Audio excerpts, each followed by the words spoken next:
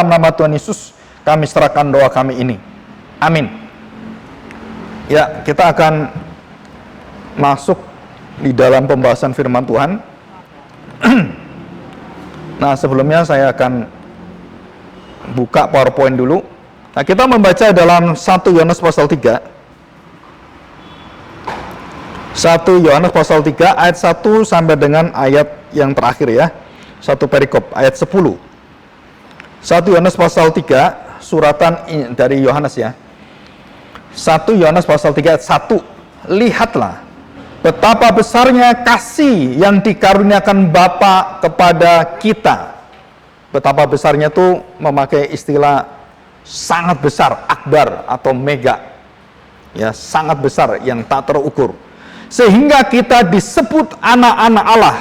Dan memang kita adalah anak-anak Allah.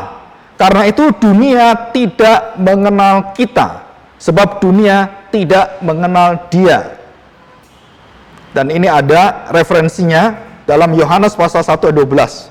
Tetapi semua orang yang menerimanya diberinya kuasa supaya menjadi anak-anak Allah, yaitu mereka yang percaya dalam namanya. Dan yang percaya dalam namanya, dalam nama Yesus Kristus, Sang Juru Selamat. Ayat 2, saudara-saudaraku yang kekasih, dan ini istilah adalah kasih Allah, bukan kasih manusia. Jadi Paulus mengasihi jemaatnya dengan kasih Allah. Saudara-saudaraku yang kekasih, sekarang kita adalah anak-anak Allah, tetapi belum nyata apa keadaan kita kelak. Jadi kita menuju satu progresif ya, kehidupan masuk dalam kehidupan yang kekal. Akan tetapi kita tahu bahwa apabila Kristus menyatakan dirinya, kita akan menjadi sama seperti Dia. Tubuh kita, tubuh kemuliaan, dan hidup kita adalah hidup yang tidak pernah akan mati seperti dijanjikan Tuhan, dan tidak akan dikalahkan oleh dosa, dan tidak ada sakit penyakit di dalam hidup kita nanti waktu kita bersama dengan Tuhan selama-lamanya. Tidak ada perkabungan, tidak ada air mata, dan begitu banyak jaminan-jaminan Tuhan. Tidak seperti kita hidup di dalam dunia ini yang penuh dengan onak dan duri. Ya, saya bacakan selanjutnya. Perhatikan baik-baik. Sebab kita akan melihat Dia dalam keadaannya yang sebenarnya. Jadi kita sekarang melihat Kristus dalam kemuliaannya. Immanuel tidak hadir secara fisik.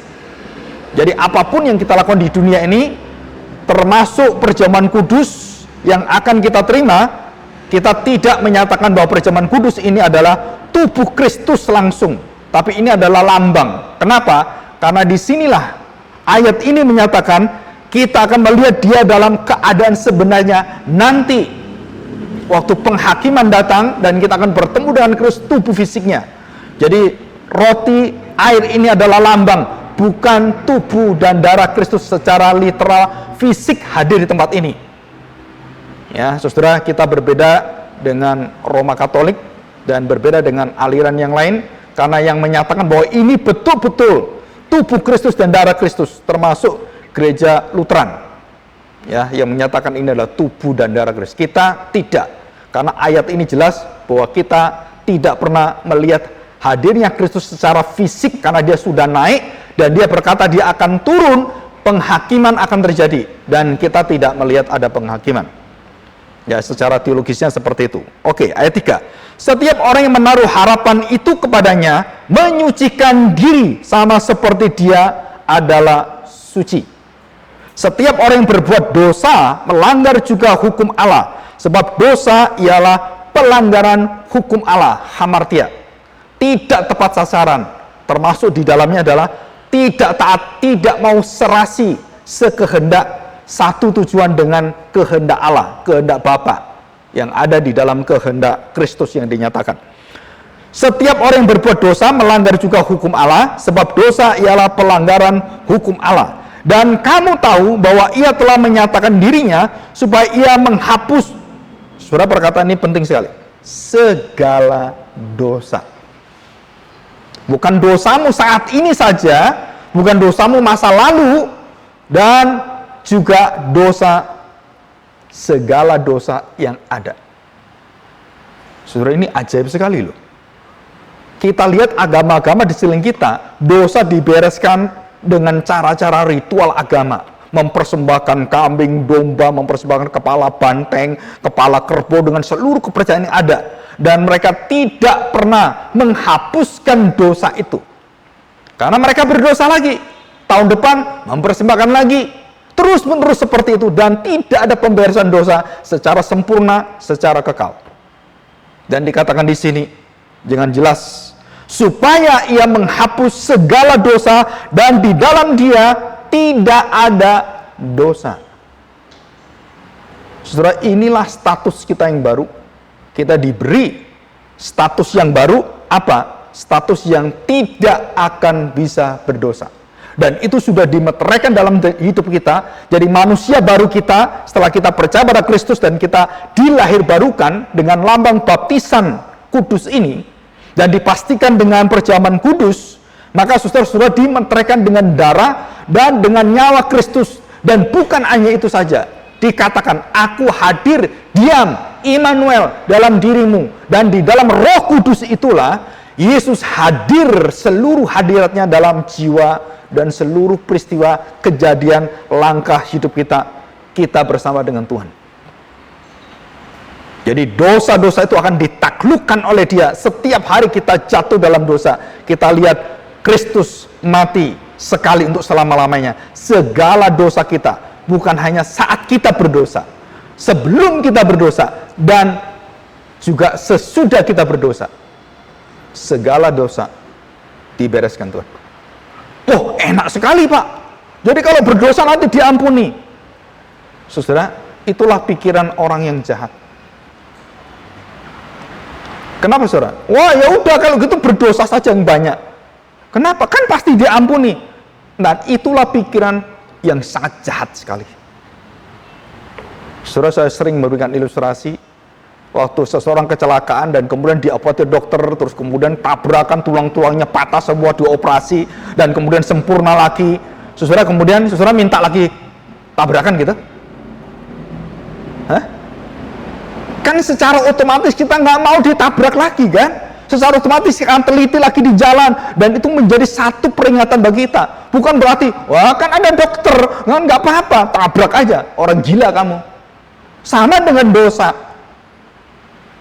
Waktu kamu jatuh dalam dosa dan ditebus dosamu, kamu akan melihat bahwa itu peringatan yang besar sekali. Kamu tidak akan sembarangan jatuh dalam dosa, walaupun dalam daging kita, dalam manusia lama kita terus berjuang bahwa manusia baru yang tidak berdosa itu terus mengalahkan manusia lama kita.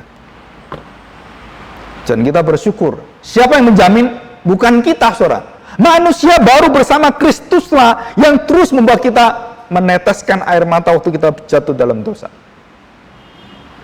Dan itulah dikatakan oleh Rasul Paulus, duka cita yang kudus. Dan Rasul Paulus sering menangis karena kesucian hidup kekudusan dalam jemaat yang terus dia doakan. Nah, saudara, ini sangat indah sekali. Ya, kita lanjutkan. Saudara perhatikan baik-baik. Ayat yang ke-6. Karena itu setiap orang yang tetap berada di dalam Dia, perhatikan, tetap itu menunjukkan satu posisi bersama dengan Tuhan dan ketaatan, ketundukan dan turut patuh. Itu tetap dikatakan. Tetap berada di dalam Dia, tidak berbuat dosa lagi. Mana mungkin Pak manusia tidak berdosa? Saudara, saya ingin tanya, kalau Roh Kudus melahirbarukan kita, manusia baru kita, apakah mampu memproduksi dosa? Jawabannya, no. Tapi memproduksi buah Roh Kudus. Nah, mungkin Roh Kudus melahirkan baru kita, manusia baru kita itu memproduksi dosa. Nah, Roh Kudus memproduksi dosa? No. Tapi daging kita ini yang lemah, yang terus berdosa. Keinginan nafsu kita itu banyak sekali. Kepingin itu, pengen ini. Dan kita terus menginginkan dunia ini sebagai patokan kita. Yang tidak ada puasnya, saudara. Dunia ini dengan isinya masuk ke dalam kebinasaan.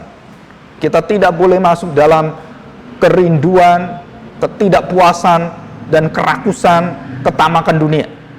Kita harus tahu batas-batas kita. Kita harus tahu siapa diri kita. Dan di situ jebakan-jebakan dari setan itu begitu banyak, saudara. Ya. Dan ini kita mengenal siapa diri kita. Dikatakan manusia barumu yang dilahirkan oleh Roh itu tidak pernah berbuat dosa. Hebat sekali, saudara. Saya dulu tidak mengerti ini. Kenapa Rasul Yohanes ini dalam suratannya mengatakan, kamu tidak akan bisa berbuat dosa lagi. Nah, ya kenyataannya dosa terus. Baru kita tahu, manusia barumu yang diproduksi, dilahirkan, dan diciptakan baru itu tidak akan berbuat dosa. Mengingini kekudusan, mengingini hati Tuhan, dan itu berjuang terus dalam hidupmu. Dan manusia lama kita harus dimatikan, harus ditanggalkan, harus ditinggalkan. Dan kita harus melihat kembali, itu disebut sebagai metanoia, hidup baru, melampaui melampaui hidup kita di dunia ini. Dan pandangan kita ada pandangan kepada Kristus. Hidup Kristus hidup saya, hidup Allah hidup saya, kehendak Allah kehendak saya. Dan itulah yang membuat kita dipersilakan oleh Tuhan, masuklah dalam kerajaanku, karena engkau percaya dan taat, tinggal diam dengan aku. Jadi saudara perhatikan baik-baik, saudara. Ketaatan kita di dalam kelemahan kita, karena ketaatan Kristus, saudara, itu yang menguduskan hidupmu. Saudara, kaum Puritan itu begitu indah melihat hal seperti ini. Saudara, kaum Puritan tidak menolak dosa itu ada dalam hidup kita, tetapi dia mengatakan ada kekuatan yang terus mengalahkan dosa, dan itulah jaminan dari Tuhan, dan itulah tugas dari juru selamat. Apa? Membinasakan perbuatan-perbuatan dosa. Nah, kita baca ayat 8 nanti ya. Perhatikan ayat yang ke-7. Saya baca ayat 6, saya ulangi. Karena itu setiap orang yang tetap berada di dalam Dia tidak berbuat dosa lagi. Setiap orang yang tetap berbuat dosa tidak melihat dan tidak mengenal Dia. Saudara, jadi kalau orang yang tidak dilahirbarukan, ya tidak mengenal Dia, ya terus di dalam dosa. Tapi kita yang berbuat dosa menyesal, bertobat, mengerti, dan kemudian berubah hati kita karena ada kebenaran. Saudara, itu menunjukkan bahwa engkau sedang dikuduskan oleh Tuhan, engkau sedang diproses oleh Tuhan untuk menerima kesempurnaan hidupmu bersama dengan Tuhan. Dan engkau merasakan penderitaan Kristus yang kau rasakan dengan penderitaan dosa-dosamu. Saudara, kita seumur hidup kita sampai kita mati nanti, saudara, berjuang mati-matian melawan dirimu sendiri. Kita melawan kekhawatiran kita, kita melawan ketakutan kita, kita melawan kegelisahan kita, kita melawan ketidakpastian hidup kita. Saudara, dunia ini tidak pernah menjamin kita pasti menuju kemana. Dunia ini menjamin kita menuju kepada maut. Tetapi Kristus yang hari ini datang, Dialah yang menjamin kita. Ayat yang ke-7. Anak-anakku, janganlah membiarkan seorang pun menyesatkan kamu. Barang siapa yang berbuat kebenaran adalah benar, sama seperti Kristus adalah benar. Barang siapa tetap berbuat dosa berasal dari iblis.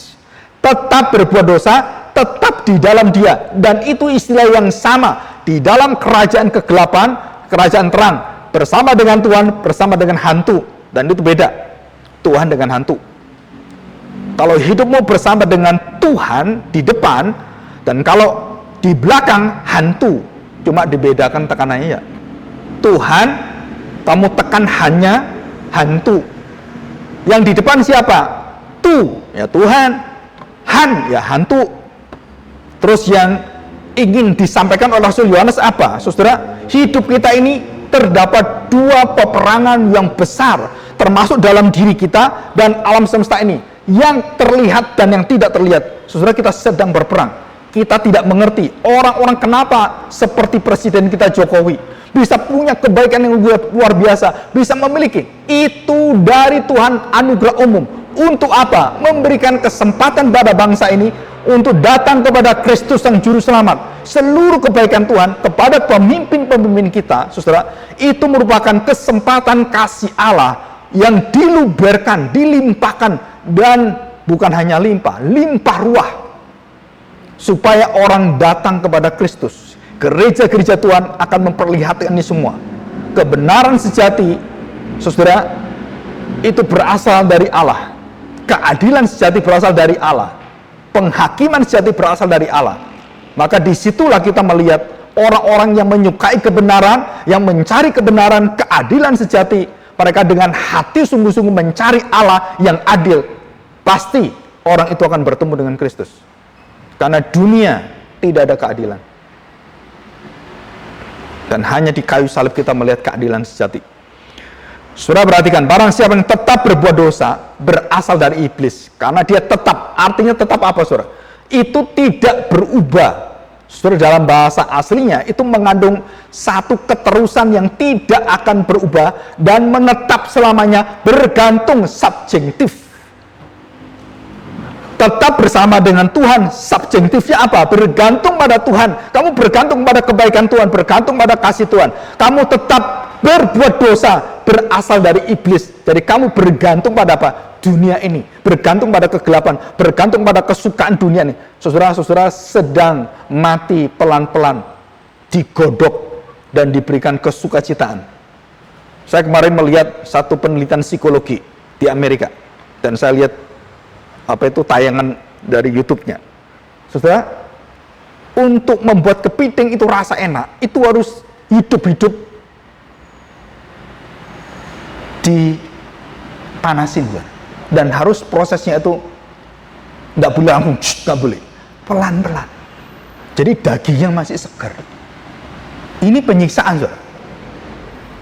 Dan kemudian kepiting itu dimasukkan ke baskom besar, dan dikasih apa? Makanan dia paling suka, supaya dia nggak bergerak. Kepiting ambil tuh, dikasih ikan kecil. Dan saya baru tahu, saudara, lihat film itu saya baru tahu, kepiting itu makan itu kepalanya dulu, saudara. Dan yang dicari terutama apa? Matanya dulu. Loh, kok bisa kepiting itu matanya di mana? Kan matanya ke atas. Waktu dia makan kan ini aja. Kok dia bisa cari kepalanya dulu, dipuk-puk, dicabutin, terus matanya. Nikmat sekali, tapi dia digodok. Wah, dia nikmat, dan di dalam kenikmatan itu dia mati pelan-pelan dan dengan sukacita yang besar. Dan itulah orang-orang yang berdosa berasal dari iblis. Berbuat dosa dalam maut, dia bersukacita, dia menikmati dosa, dan dia pamerkan dosa. Dan seperti Sasuke, pamer tubuhnya di Jogja, telanjang. Sekarang edan semua tuh. Dan ada yang di Filipina kena itu tarian Targoboy atau gimana itu, yang gini-gini sendiri. Ketemu orang gini-gini sendiri. Gila TikTok, akhirnya mati karena TikTok. Otak-otak, itik-itik. Jadi dia bisa ketemu orang gini-gini sendiri.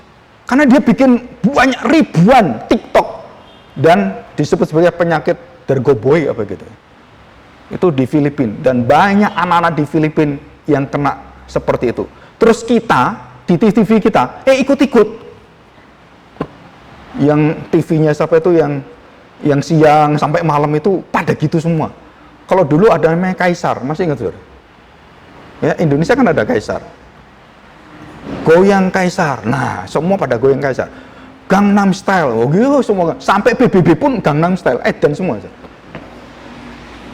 Jadi dunia ini betul-betul itu memberikan kenikmatan, memberikan satu kesukaan yang luar biasa, dan kamu diikat dan kamu mati dengan kenikmatan yang luar biasa. Dan itulah keberhasilan iblis.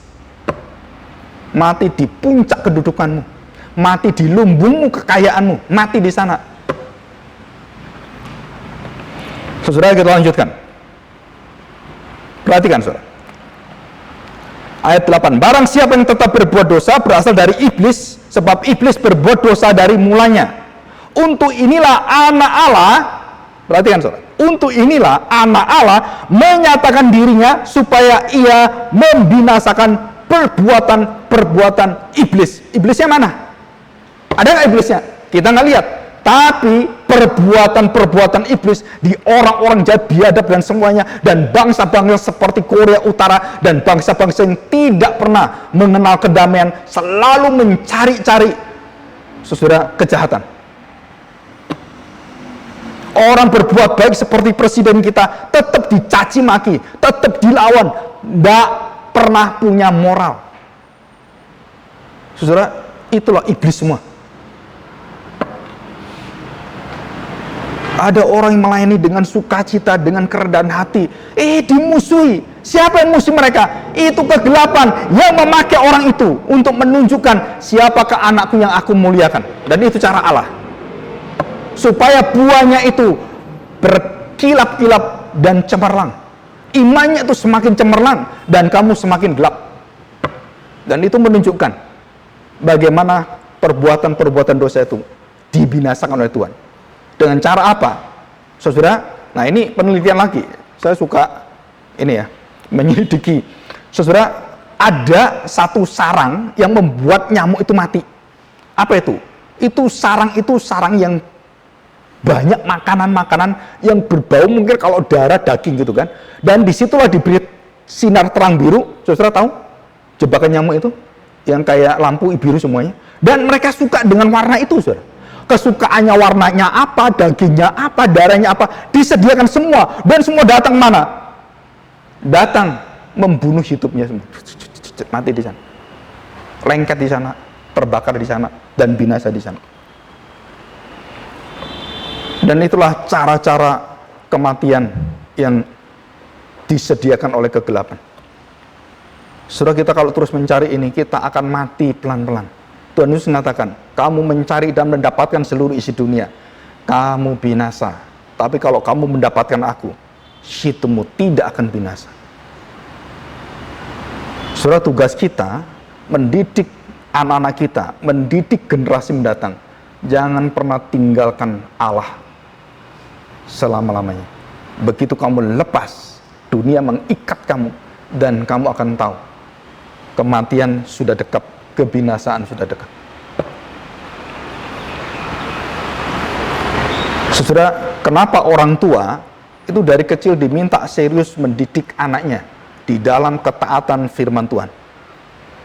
Kalau kita sampai besar kita biarkan anaknya, nggak apa-apa, temannya sana, nggak pernah ngurusin rohaninya. Saudara sedang membunuh anakmu pelan-pelan. Seperti kepiting tadi, seperti nyamuk tadi, masuk sarang penyamun. Dina, anak dari Yakub, kenapa sampai diperkosa? Saudara tahu? Karena papanya Yakub tidak mendisiplin seperti 12 anaknya. Karena dia sayang Dina, satu-satunya anak perempuan. Jangan dikeras anak perempuan. Pak, aku main gini boleh nggak? Itu bagus, Pak. Ya, silakan. Pak, ini. Silakan. Amblas kamu. Ambiar gitu. Bahasanya Targeboy. Hidupnya ambiar akhirnya. Dan setelah pulang, dan disitulah dosa besar dilakukan oleh 12 kakaknya. Apa, saudara? Membunuh Pangeran Sikem. Dan bukan hanya Pangeran Sikem, semua penduduk dibunuh oleh dia. Kejam sekali, saudara, bangsa Israel itu. Nah, perbuatan-perbuatan inilah yang dihancurkan oleh Tuhan. Kegelapan inilah yang dipatahkan Tuhan. Dengan cara apa? Kasihilah musuhmu. Berdoalah bagi orang yang menganiaya kamu. Berkatilah mereka dengan kemurahan Tuhan. Dan itulah kerajaan terang. Kita berbuat baik, dimusuhi terus. Kita memberikan kasih kita, terus dicaci maki. Nggak apa-apa. Kenapa? Karena saya melihat Allah adalah kasih. Kasih saya bukan berdasarkan penolakanmu, bukan berdasarkan akan sikapmu, bukan. Karena saya mengasihi kamu. Kalau Tuhan mengasihi kita berdasarkan kita mau terima, enggak, kita nggak pernah terima. Dan Tuhan ubahkan hati kita. Dan itulah benih-benih kasih yang akan dipakai oleh Tuhan membukakan hati mereka. Supaya firman yang mereka terima, firman yang hidup, kemurahan yang hidup, itu membukakan pikirannya dan mereka datang pada Tuhan. Dan mereka kemudian menerima Kristus. Ya, surah 9. Setiap orang yang lahir dari Allah tidak berbuat dosa lagi. Nah, ini lebih ditegaskan. Setiap orang yang lahir dari Allah, dari atas, dari surga, dari Kristus, dari kematian Kristus, dikatakan tidak berbuat dosa lagi. Dan surah kalimat ini indah sekali. Sekali selamanya. Bentuk kalimatnya itu sekali untuk selamanya. Jadi tidak berbuat dosa lagi itu artinya apa? Bahwa seluruh hidupnya dosanya akan diampuni dan sampai ke maut pun sudah dibereskan. Jadi bukan hanya dosa setiap hari, dosa akhir menuju maut sudah dipatahkan oleh Tuhan. Jadi kedatangan Kristus tanpa kita menceritakan salib, semua sia-sia. Sekali lagi, soal Natal tanpa salib nggak ada gunanya. Natal tanpa Kristus diberitakan dalam kematiannya, dan itu tidak ada tujuannya Natal. Saya berkali-kali waktu melayani di beberapa tempat, di beberapa gereja, saya melihat selalu pusat pemberitaan Natal selalu terselewengkan, tidak tepat sasaran, dan itu hamartia, dosa. Dalam setiap Natal engkau menghina Kristus, bukan meninggikan Kristus dengan mulutmu dengan pujian.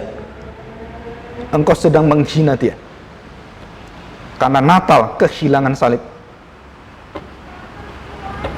Saudara, kita belajar dengan sungguh-sungguh, kita mau taat, karena ini adalah hidup yang kekal.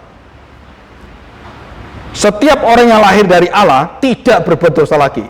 Kenapa tidak berbuat dosa lagi? Sebab saya mau khotbah khusus benih ilahi, nggak tahu kapan. Dan ini kekuatan hebat daripada orang-orang yang cinta Tuhan, perjanjian Tuhan. Benih ilahi tetap ada di dalam dia, dan ia tidak dapat berbuat dosa karena ia lahir dari Allah. Benih ilahi itu, benih itu dari siapa? Dari Kristus yang mati, yang bangkit. Benih itu dimasukkan dalam hidupmu, dan benih yang mati, kamu dimatikan di dalam kematian yang mematikan kamu. Yesus yang mati mematikan dosa yang mematikan kamu, dan kamu dijadikan hidup bangkit bersama dengan dia, dengan benih ilahi yang tidak berbuat dosa, karena Kristus benih itu di dalam hidupmu, dan dia hidup terus, dan benih itu manusia barumu bersama dengan Kristus tidak berbuat dosa lagi. Ini jaminan yang tidak pernah kita terima di iman agama apapun, saudara. Nggak ada, saudara. Itu hanya di dalam Kristus, di dalam iman Kristen. Maka orang yang menghina Tuhan, oh jalan banyak ke surga, bisa seperti jalan ke Roma. No, jalan ke surga one, only one, dan tidak ada yang lain. No other ways. Inilah tandanya anak-anak Allah dan anak-anak iblis. Perhatikan, saudara. Setiap orang yang tidak berbuat kebenaran tidak berasal dari Allah. Demikian juga barang siapa yang tidak mengasihi saudaranya tidak berasal dari Allah, tidak dilahirbarukan. Saudara, kita masuk dalam pengetahuan yang kita simpulkan. Saudara, pertentangan di dalam hidup kita, saudara sudah dijamin, saudara pasti menang, dan lebih dari pemenang. Roma pasal 8. Jadi kita ini menghadapi hidup kita di depan, dan menghadapi dosa membelenggu kita, manusia lama kita. Tuhan katakan, aku sudah mematahkan sengat maut, mematahkan seluruh belenggu-belenggu dosa, dan melepaskan kamu dari dosa, memerdekakan kamu, membebaskan kamu. Maka kamu akan melawan semua dosamu dengan kekuatan taat, tinggal bersama dengan dia, hidup dalam kebenaran, mengasihi dia, dan kamu akan kalahkan satu persatu kekuatan dosa itu. Bukan diri kamu mengalahkan, benih ilahi, benih surgawi itu, Kristus yang hidup dalam engkau, yang mengalahkan satu persatu dosamu.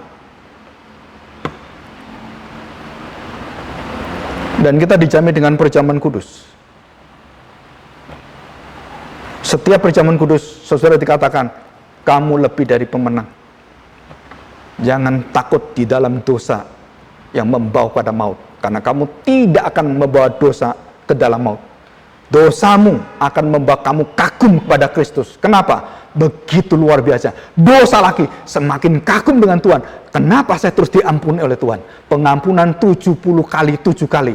Pengampunan kekal, pengampunan ilahi, terus tidak berbatas, terus menjamin kita segala dosa kita. Luar biasa. Kenapa orang Kristen nggak boleh stres? Karena kamu sudah dijamin oleh Tuhan. Tuhan mengatakan berbahagia mereka memberi, bukan hanya duit, saudara, bukan. memberi hidupmu, memberi waktumu, dan kamu orang yang sudah memenangkan. Orang yang memberi itu, dia sudah memenangkan seluruh orang-orang yang menerima. Allah selalu memberi, Allah tidak pernah kekurangan dalam hidupnya. Dan Tuhan mengatakan, jangan kamu khawatir, kamu makan minum, lihat burung di udara, nggak ngapa-ngapain, Tuhan pelihara. Kenapa kamu khawatir? Karena dosa. Jangan kamu khawatir, Tuhan, jangan kamu berdosa. Tapi kita terus khawatir. Kenapa? Ya karena dunia penuh dengan kekhawatiran. Waduh, di PHK, gimana ini? Ya memang itulah. Tapi Tuhan mengatakan, aku menguasai hidup seluruh manusia. Asal kamu datang tinggal bersama dengan aku, berjalan dalam kebenaran, dalam kasihku. Tuhan katakan, aku limpahkan surga itu turun untuk menjamin kamu. Tuhan katakan, tidak mungkin orang yang mencintai Tuhan terlunta-lunta. Nggak mungkin. Kenapa? Karena ada kekuatan yang mengalahkan dosa kita, kelemahan-kelemahan kita. Nah, semua yang kelemahan kita berasal dari iblis. Semua yang berasal dari roh Allah adalah kekuatan jaminan dari Kristus. Nah, kita akan melihat hal-hal yang penting. Nah, saudara, yang terakhir, kita lihat pasal 3 ayat 8 dan 9. Saudara, kata-kata yang saya sebutkan tadi, itu memakai kata kerja mendestroy, membinasakan, ayat 8. Untuk inilah Allah menyatakan dirinya supaya ia membinasakan perbuatan-perbuatan iblis itu. Saudara, ada kata kerja yang sangat jarang sekali dipakai dalam Alkitab Perjanjian Baru bahasa Yunani. Apa itu? Kata kerja dalam bentuk yang aktif, tetapi subjektif plus auris. Saudara mungkin sudah nggak ngerti, dengar aja. Jadi artinya apa? Saudara, satu kata kerja yang aktif yang bergantung terus-menerus. Jadi pembinasaan kepada dosa itu, perbuatan-perbuatan dosa, kamu bergantung kepada perbuatan Kristus di kayu salib. Bukan pada saya, itu disebut sebagai subjektif. Dan itu dilakukan bukan oleh karena kamu, tapi oleh karena Kristus yang mengaktifkan kamu untuk melakukan apa? Mengalahkan perbuatan-perbuatan dosa. Karena Kristus memberikan haknya, segala kuasa di surga dan di bumi sudah diberikan Bapa kepadaku. Sekarang aku utus engkau dengan kuasa ini, jalan. Hebat sekali, saudara. Jadi kita terus aktif mengalahkan dosa-dosa kita, karena Kristus sudah mengalahkan seluruh dosa, dan maut sudah dikalahkan, dan dijamin kamu sekarang bisa seperti saya, mengalahkan seluruh dosa-dosamu, asal kamu tinggal tetap mengasihi di dalam kebenaran bersama dengan aku. Subjektif, bergantung kepada kasih Kristus, bergantung kepada kebenaran Kristus, bergantung kepada sumbernya. Ini kemarin saya jelaskan di dalam Theology of Love. Yang kedua, dan kita ada 4. Jadi luo artinya dari kata kerja lise, itu dari kata luo, melepaskan, melucuti. Jadi orang-orang Kristen itu berdiri di adil dunia. Orang yang percaya itu orang bermoral yang berlogika, yang waras. Waktu melihat orang Kristen dilawan, dihina, saudara, kebenaran itu tidak terkalahkan dan semua orang akan mengakui seluruh dunia.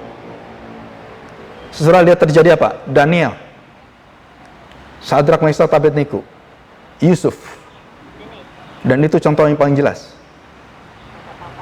Walaupun dimusuhi, walaupun dilawan semuanya dengan kegelapan dan difitnah, oh dia mau perkosa saya, Yusuf itu. Dan marahlah suaminya karena suami-suami takut istri. Dan itu loh Potifar. Jadi di Alkitab sudah ada, saudara, suami-suami yang takut istri, selalu memanjakan istrinya dengan istri. Oh kamu Yusuf kurang ajar ya, pergi kamu, dipenjaralah Yusuf. Nah saudara, kita pikir apa? Kita pikir kejahatan menang? No, kejahatan ditelanjangi oleh kebenaran. Saudara, dia pikir iblis menang, Yudas menjual 30 keping perak, matilah kamu, hore. Dan kemudian Yudas mengambil uang itu. Dia pikir menang. Sebenarnya dosa dan kegelapan itu sedang di dalam puncak kematiannya. Jadi Tuhan telanjangi, Tuhan lucuti, dan kemudian Tuhan breaking up, hancurkan semua, dan semua dibubarkan oleh Tuhan. Dan saudara tahu siapakah orang-orang yang dibubarkan perbuatan dosanya? Saya tulis di ini, ahli Taurat, orang Farisi, Saduki, tua-tua, dipermalukan Tuhan. Setiap kali ketemu dengan Tuhan, ditelanjangi satu-satu. Kebenaran-kebenaran palsu dibuka oleh Tuhan. Rohani yang palsu dihancurkan oleh Tuhan, ditelanjangi oleh Tuhan. Saudara, dan kita percaya, waktu orang yang menerima baptisan kudus, perjamuan kudus, engkau punya tugas destroy sinful action, sinful deeds. Engkau diberi kuasa mengalahkan dan menghancurkan dosa dari baptisan kudus dan perjamuan kudus. Dan itulah Yesus waktu datang menelanjangi semuanya. Orang Majus mendengarkan Herodes, aku akan menyembah engkau. Wah, orang Majus langsung, wah, ya saya dapat dukungan dari raja ini berarti ya. Wah, orang Majus semangat. Saudara, jangan lewat ke sana. Siapa yang beritahu? Malaikat. Orang Majus pun tertipu oleh iblis. Betul nggak? Dia mau ke Herodes ini. Kenapa? Anak sudah kami temukan. Malaikat mah, no, jalan yang lain. Kamu akan dibunuh juga. Iblis menang? Nggak bisa. Jadi saudara lihat bagaimana cara iblis dengan kekuatannya mau menggagalkan itu. Dan bukan hanya pada Yesus, termasuk dalam hidupmu dan keturunanmu. Singa mengaum terus. Jika engkau tidak mengajar anakmu hidup bersama dengan singa Yehuda, maka singa setan itu mengaum-ngaum dan siap menerkam diri kita, keturunan kita. Tapi jika engkau bersama dengan singa Yehuda, singa itu ompong semua, giginya habis semua, takut semua dengan siapa? Singa Yehuda. Oh, anak Allah, engkau belum waktunya membinasakan saya, belum waktu menghukum saya, jangan. Lari ke babi. Babi, 2000 babi masuk jurang, mati semuanya. Saudara lihat, ini pertentangan antara dua dunia. Dan waktu Natal kita melihat itu semua. Hati Maria, hati Yusuf. Saudara tahu hatinya bagaimana? Saya nggak pernah bisa mengerti seperti kita merayakan Natal. Hati Maria dan Yusuf, ketakutan luar biasa, saudara. Anakku dibunuh, cepat lari ke Mesir. Sekarang juga pergi. Kenapa nggak malaikat bawa seperti kendaraan yang baru? Ya, saya baru lihat di Dubai itu sudah luar biasa. Orang pakai jetpack. Tahu jetpack? Saya pikir dulu itu mainan jetpack. Tahu mainan jetpack apa itu? Yang kan ada itu kan, jetpacker itu kan. Sekarang sudah bisa, saudara. Jadi pakai itu. Cepat sekali, bisa sampai 130, bahkan bisa sampai 200. Jadi pakai kendaraan masa depan itu, saudara. Jadi nanti kita lihat, nggak ada jalan di bawah, nggak ada. Semua di atas semua nanti, muter-muter. Mungkin 20 tahun lagi kita lihat. Kita mau mati, baru kita lihat, wah dunia sekarang beda. Dulu kita masih pakai getek. Nah, saudara, kenapa malaikat tidak membawa Yusuf Maria dengan kuasanya? Ayo, tak bawa, terbang. Seperti membawa Elia. Kenapa? Mereka tidak tolong. Dan mereka berjalan di dalam tertati-tati dengan dalam kelelahan, penderitaan yang luar biasa. Saudara, zaman dulu jalan melintasi negara. Bayangin, saudara, berapa bulan jalan kaki, saudara. Berapa bulan, berapa tahun. Bagaimana itu? Maka Tuhan datangkan 3 hadiah besar kepada keluarga Maria dan Yusuf. Untuk apa? Nyangoni pergi ke Mesir. Nggak mikir kan? Wah, emas, mur, untuk apa? Bekal ke Mesir. Dan kita bersyukur, tidak pernah perbuatan gelap mengalahkan perbuatan terang. Dan itu kita dijamin sekali. Kita bersyukur hari ini, Natal, terang sudah datang, gelap sudah terkalahkan. Mari kita berdoa. Bapa yang baik, kami bersyukur di hadapan-Mu, karena pada hari ini kami melihat satu jaminan, satu kepastian, bahwa Kristus sudah datang, terang sudah mengalahkan kegelapan, maut sudah ditelan, dan di salib itulah kami dilahirkan dengan benih ilahi, karena Kristus yang sudah mengambil semua dosa-dosa kami, dan membereskan, menebus, dan menyelesaikan semua di atas kayu salib. Dan satu perkataan dari kalimat sempurnalah tetelestai, sudah selesai, sudah sempurna. Kami bersyukur Tuhan, karena dari kalimat inilah kami semuanya mendapatkan jaminan bahwa perbuatan-perbuatan dosa, segala dosa kami sudah dibereskan oleh Tuhan. Bahkan dosa yang sudah kami lalui, dosa yang sedang kami lakukan, atau dosa yang akan kami lakukan, semua sudah dijamin. Kami diberi hati yang bisa bertobat dan melihat kasih, kebenaran, keadilan Kristus, dan murka Allah sebagai peringatan bagi kami. Kami bersyukur di hadapan-Mu. Kami persembahkan hidup kami Tuhan, supaya sungguh-sungguh berkenan pada Engkau, karena kami memiliki Kristus. Terima kasih Bapa. Kami serahkan hati kami, biarlah Roh Kudus menolong kami dalam perjalanan hidup kami, dan menolong kami untuk memasuki masa-masa yang paling sulit, sampai kami bertemu dengan Engkau. Berkatilah baptisan hari ini, dan juga perjamuan kudus hari ini. Di dalam nama Tuhan Yesus, kami serahkan doa kami ini. Amin. Ya, kita akan